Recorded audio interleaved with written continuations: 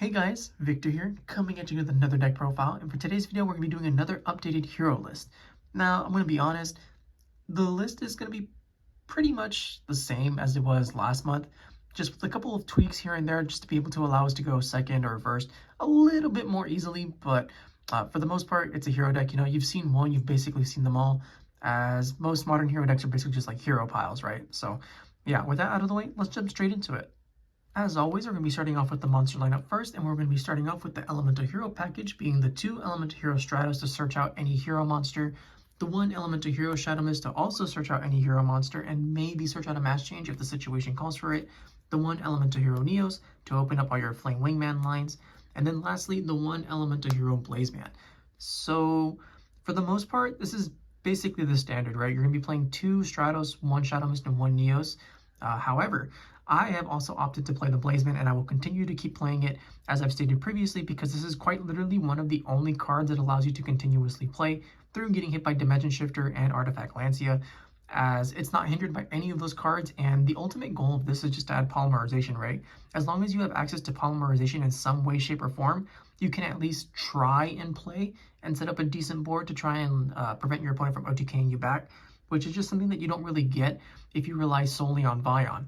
As Dimension Shifter, right, it banishes everything, so you're not going to have any hero monsters in your graveyard to be able to banish to search with.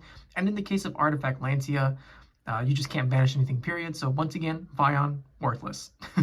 But yeah, Elemental Hero Blazeman, it really does help you out of those really, really difficult situations that you're constantly going to find yourself in, just because Malice, you know, one of the 2 best decks in the format, is capable of main decking 3, but if they're not maining it, they're definitely siding it. And as for like Artifact Lancia, literally every deck is playing that. So yeah, you're going to be in for a very, very rough time. And Blazeman helps alleviate that pressure somewhat. Then that's it for the Elemental Heroes. Then for the Vision Heroes, we're playing 3 Vision Hero Faris, 2 Vision Hero Vyon, and 1 Vision Hero Increase. Really straightforward stuff, you know, nothing too crazy. You can play the 2 Increase if you want, just that you don't like hard draw the 1 of Brick. But something that I've noticed while actually playing this deck pretty frequently is that we honestly don't even really need the Vision Hero engine anymore, right? With the 3 Hero Lives, 3 Evil Assault, Fusion Destiny, Normal Summon Stratos, Normal Summon Vyon, we don't really rely that heavily on the Vision Hero Faris to resolve, just to be able to get our game plan across. However, if it does resolve, fantastic, right? Because that pretty much provides us with 2 free bodies and the potential to just bait out like a hand trap or something, especially because like once the increase hits, your opponent is going to be pretty inclined to hit it with like Imperm, Veiler, or Ash.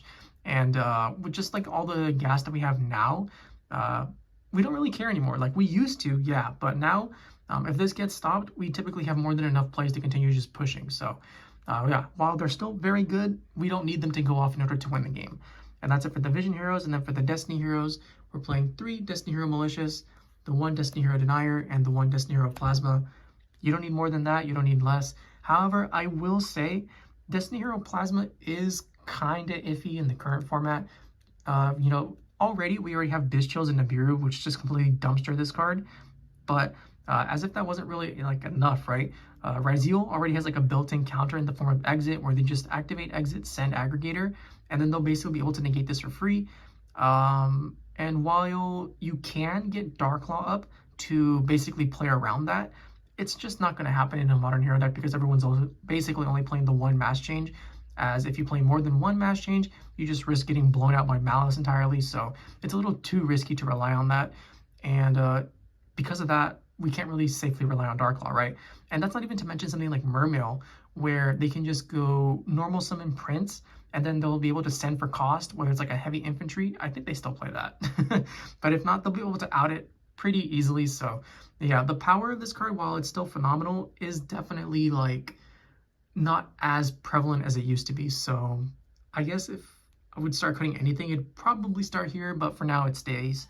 Then for the Evil Heroes, we're just playing the 1 Evil Hero Destiny Gold to search out our Evil Assault, and the 1 Dead End Prison to basically act as like a Foolish Burial, right?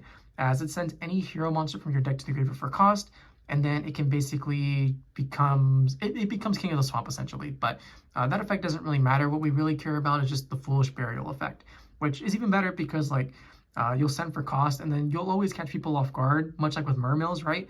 Where you go normal summon Prince, send Dragoons for cost, and they're like, wait, I want it to imperm, and then they'll imperm it or whatever. And you're like, cool, it sends for cost. So we still get to foolish whatever monster we may need for the situation. They basically just -1 themselves. It happens more often than you think, so, pretty cool card. Then for the final 3 cards that we're playing, I don't like hand traps. I've said it before and I'll say it again. I think hand traps don't have a place in this deck because it really is like an OTK aggro deck in a lot of situations, but we have to play 3 Ash Blossom just so that we don't auto-lose to any Mulch armies. And with that, that's the monster lineup, and now we can finally move on to the spell and trap portion. Now that we're on the spell and trap portion of the video, we're going to be starting off with 3 A Hero Lives. You activate this card, pay half your life points to special summon any level 4 or lower E hero from your deck.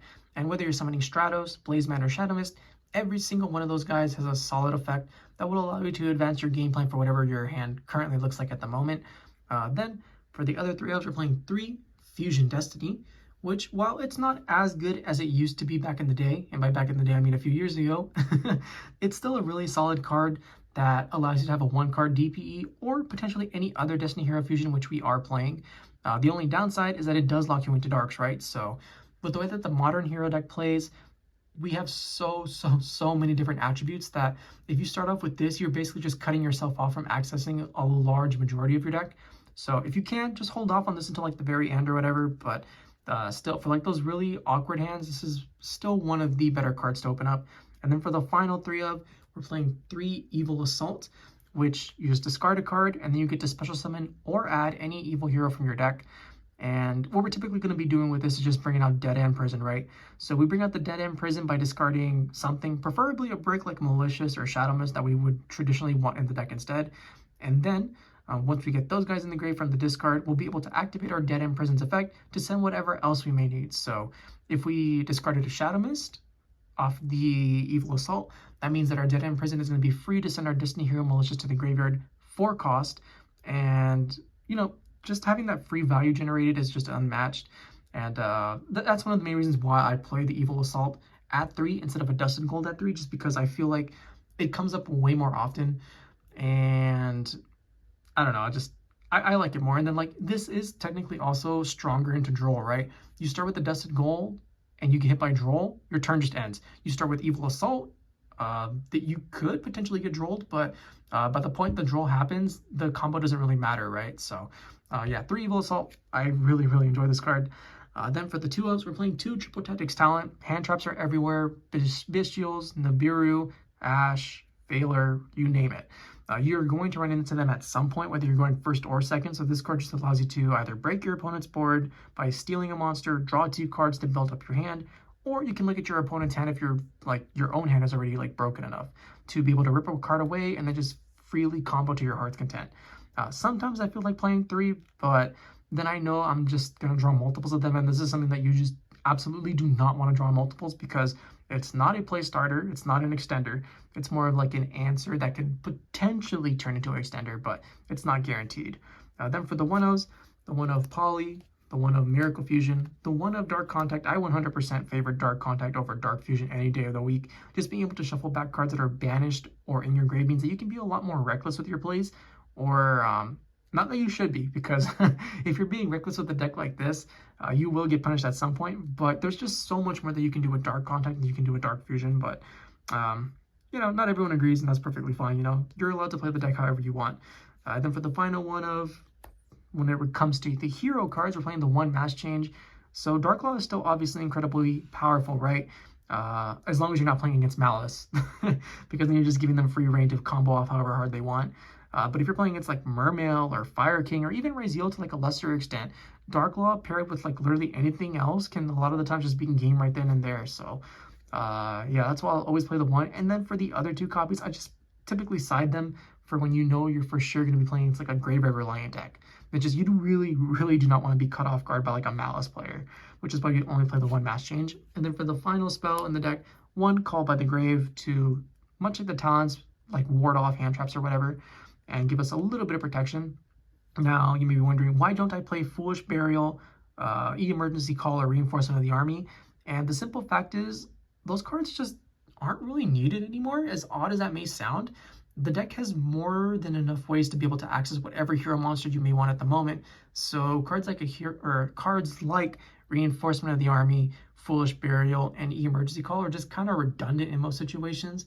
If you want to play them, like, by all means go for it. Like, they're obviously good cards, but they just seem so unnecessary for this deck now, especially with 3 Hero Lives, 3 Fusion Destiny, 3 Evil Assault, and that's not even to mention like a normal summon up a card like Vyon or Stratos or whatever. So yeah, if you want to play them, by all means go for it, but I really don't feel like you need them anymore. And that's it for the spells. And then for the traps, we're playing 2 Infinite Impermanence just so that we can have some kind of protection for going first and also going second, because it's always a phenomenal 6 card, right? And then we're playing the 1 Favorite Contact. I thought about playing the Dark Supremacy, but I kept it to the side just so that I could only put it in when I know for sure that I'm going to be able to go first. I don't really want to gamble too much on that. But with that, that's the main deck. Should be 40 cards like always, but I have been known to mess up, so hopefully this is not one of those situations. But yeah, with that, that's the main deck, and now we can finally move on to the extra deck. Now that we're on the extra deck portion of the video, we're going to be starting off with the Link monsters first. So as a result, we're playing the 1 Extra Hero Wonder Driver to be able to reset all our fusion spells from the graveyard. We're playing the 1 Extra Hero Infernal Devicer, who is literally only here to search out Elemental Hero Neos. And then lastly, we play the 2 Extra Hero Cross Crusaders, which are reborns for your D heroes. And then, if you want, you can also tribute a Destiny Hero monster to search out any hero monster. This is all you really need. You can make an argument for playing an extra Wonder Driver, but I don't really feel like it's needed in most situations. And then Dread Decimator is just, it's so unnecessary because this deck just pumps out so much damage from the get-go anyways. So yeah, I feel like this is probably near perfect, if not like the best possible ratio for your links. And then for the fusions, we're playing the Evil Hero Neos Lord because it's a snatch deal on summon that also cannot be disturbed by battle or card effects. And if your opponent decides to send a monster to the graveyard, that would also trigger its snatch deal effect to just take one of your opponent's monsters. So this card's okay. We don't really like prioritize the Evil Hero fusions in this deck. They're just there for like enhancement for the most part. And then speaking of enhancement, we're also playing the 1 Evil Hero Darkest Night. You also don't really make this one all that often, but it's just nice to have the option.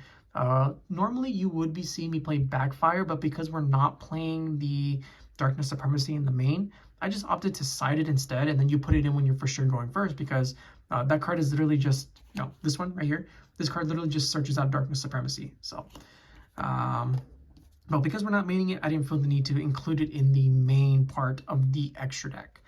That's it for the Evil Heroes, and then for the Destiny Heroes, Destiny Hero Dangerous to send any D hero plus a dark monster to the graveyard. Destiny Hero Dystopia in case you need like a burn card for that little extra bit of damage. And then if its attack is different from its normal attack, it also gets to pop a card on the free, or it also gets to pop a card on the field for free. There we go. And that's a quick effect too. So I don't know, if you play against like a Sky Striker opponent, this card is just like broken. And then for the final D hero fusion, the Destiny Hero Destroyer Phoenix Enforcer, because DPE is DPE. Then for the Elemental Hero fusions, we're playing the 1 Infernal Rage, which searches out our favorite contact, as well as if we use Neos to summon it, can cheat out your Elemental Hero Sunrise, which will in turn allow you to search out your Miracle fusions. We're still playing the 1 Elemental Hero Escuridao. I know you guys don't like it, but I don't care. If this is literally only in here for those plays where you get locked into darks, as this is going to be one of the few, if only, avenues that you have to be able to successfully OTK your opponent, and it's just too important for me, in my opinion, to cut, just because of that one little instance, which does happen way more often than you think. Then we're playing the Elemental Hero Shiny Neos Wingman to pop cards during our opponent's turn, and then it also can't be disturbed by battle or card effects, and then it becomes basically Flare Wingman too. So yeah, this card, a little broken.